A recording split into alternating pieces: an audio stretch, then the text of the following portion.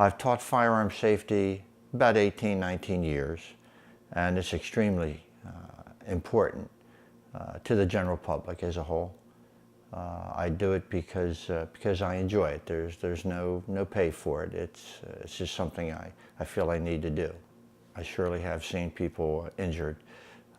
Not having, the biggest thing is not having total control of the firearm, not pointing it in a safe direction, not being aware of what is beyond the target that you're shooting at, so that you have a clear field of view, and just not watching where you're going. People trip. You know, these are dangerous things. They're dangerous tools, and those are just some of the basic types of things that that you have to look for. So this particular one I have in my hand is semi-automatic, but there are double barrels, single barrels, there's pumps, there's all different types of actions, but the basics are the same.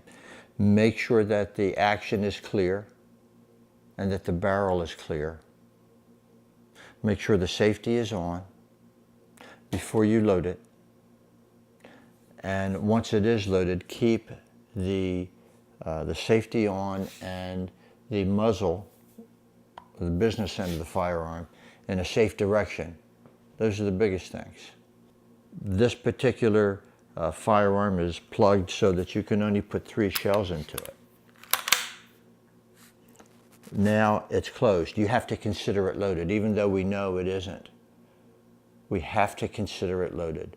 The biggest thing that I see people overlooking is the fact that they rely on the safety of the gun. You can't rely on it. It's something mechanical.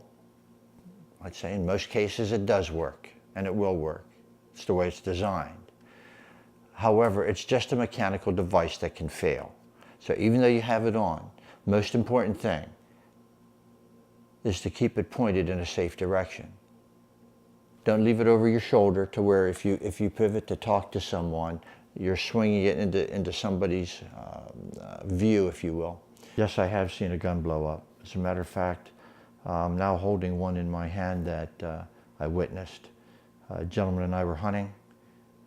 He had gotten mud or an obstruction, if you will, in the muzzle of the gun, and when he shot at a rabbit, he didn't even know how close he came to losing his own life. I'm going to show you the barrels on this gun. He shot the gun twice. The right barrel opened up a bit like a funnel. The left barrel actually ruptured right here. If the left barrel had ruptured when he was holding it here, and this had ruptured down in here, he could have severed a hand.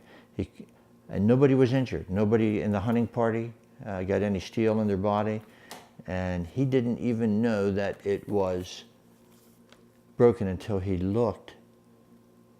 When he took the empty shells out to reload it, he looked down at it.